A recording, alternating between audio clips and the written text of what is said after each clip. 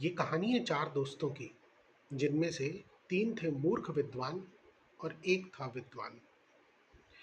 तो ये चारों दोस्तों ने पढ़ाई करने के लिए कहीं विदेश जाने का सोचा। आज के ज़माने में नहीं, पुराने ज़माने की बात है।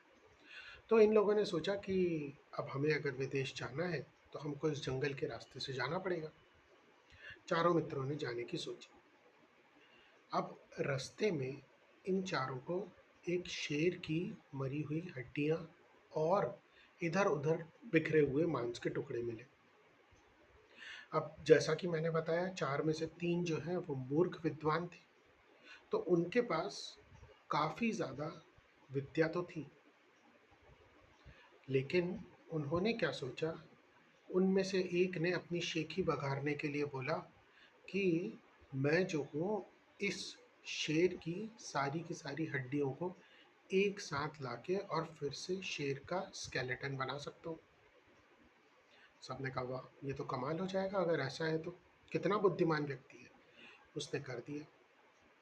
दूसरे ने कहा कि बुद्धिमान तो मैं भी कम नहीं हूँ, मैं चाहूँ तो इसके सारे मांस के टुकड़े लगा के और इसके ऊपर इसकी स्किन लगा दूंगा, जिससे कि ये फिर से ऐसा लगने लगेगा कि शेर के कभी चिथड़े हुए ही नहीं थे। दूसरे ने कर दिखाया। सबने कहा वाह, ये तो दूसरा भी बहुत बुद्धिमान है।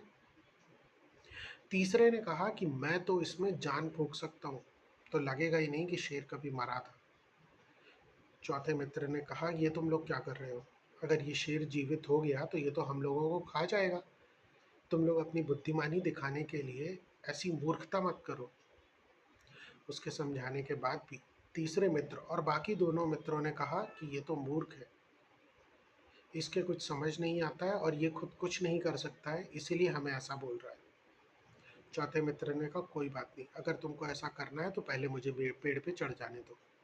वो पेड़ पर चढ़ गया। उसके बाद तीसरे मित्र ने शेर में जान फूंक दी।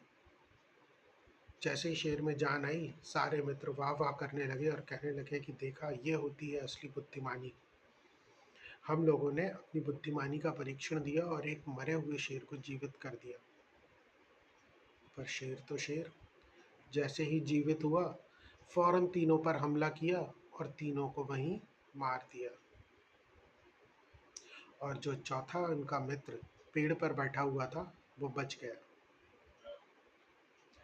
वो इतना विद्वान नहीं था जितने ये तीनों थे, जिन्होंने कि एक मरे शेर को जीवित कर दिया, लेकिन बुद्धिमान था।